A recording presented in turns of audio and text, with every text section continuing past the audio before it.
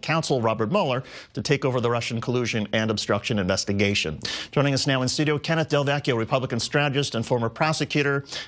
It sometimes seems like the president contradicts himself. What was going on here? You know, I can't get into the president's mind, but what we should focus on is that he doesn't have to give a reason why he fired James Comey. It's his discretion. It's his prerogative. So I'm sure that there was something in it about this ridiculous Russian investigation as it particularly pertains to him. Because remember this, you have to have illegal collusion in order for there to be something that is unlawful. But you don't have to have something illegal in order to spark an investigation. You can have some evidence that somebody may be alleging something about a possible conversation with somebody. But in any case, on the issue of whether Special Counsel Mueller, who's responsible for all this, should be fired, or whether Deputy Attorney General Rod Rosenstein, who oversees him, should be fired, there have been some questions about whether the president will follow through. The president responded to all of that and spoke about the media this afternoon. Watch. They've been saying, I'm going to get rid of them for the last 3 months. 4 months, 5 months, and they're still here. So we want to get the investigation over with, done with, put it behind us, and we have to get back to business with negotiating with this gentleman and plenty of others.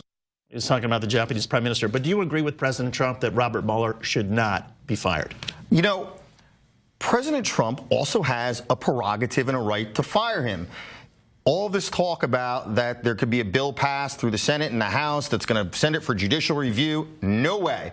I have a novel idea, and I have some very special advice for the president, and that is not to fire him. Instead, stack and pack the special counsel position. That means bring on 9 of them, appoint 9 of them literally, and you need a 5-4 majority vote in order to even go seek an indictment against somebody, in order to send out a warrant against somebody like this absurd one that was carried out against Michael Cohen. Now that's constitutional, well, it's justice. And it's a novel idea. It's not going to happen in this particular case, but another thing that's not going to happen, apparently, as you pointed out, Senate Leader Mitch McConnell's not going to bring to a vote this bill that's clearing the committee, and that is to protect the special counsel. Why not? I mean, what does he have to lose if President Trump's not going to fire him? They'll never have to use this law anyway, so why not do it? Why not, David? Because there's something called the Constitution of the United States that provides for separation of powers. And then you're giving power to the legislative branch that's ordinarily not there, that's in the executive branch. And then the legislative branch is also delegating part of the power to the judicial branch.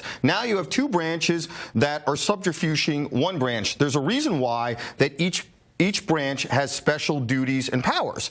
And it is completely unconstitutional to take this authority away from the president.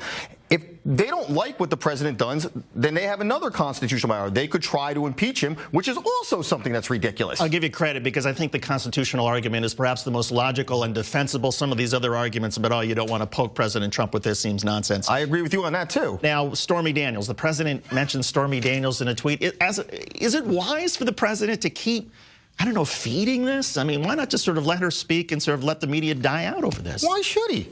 He's a regular guy. Just because he's the president of the United States, he can stand up for himself and he can fight back against these foolish, absurd, ridiculous, sad, untruthful commentary about him. And it's the media that's fueling this. Except the problem is that when he mentions, as he did on Air Force One a couple weeks ago, he didn't know anything about his lawyer giving money to Stormy Daniels, you thereby take away the possible attorney-client privilege because the president is now talking about something that involves his lawyer. And there's an argument to be made that therefore now Michael Cohen is not going to be protected in some of his documents thanks to what the president just said. Well, that argument is logical and rational. However, it's not necessarily legally correct. Just because he's saying on the one hand that I didn't know that he paid her these monies, he now knows that he paid her monies, and I'm sure he's had consultation with him about it, and he's been ongoing his lawyer, so I believe that there is attorney-client privilege in place there, so it is protected by. But if you want to talk about this Stormy Daniels matter,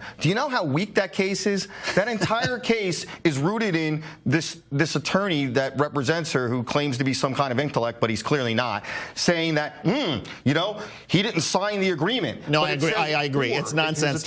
It doesn't matter that the president didn't sign as far as a contract is concerned, but we'll talk more about that another day. Kenneth Del Vecchio, Republican strategist, former prosecutor. Great to have you on the show as always. Thanks, Kenneth. My pleasure. Still to come.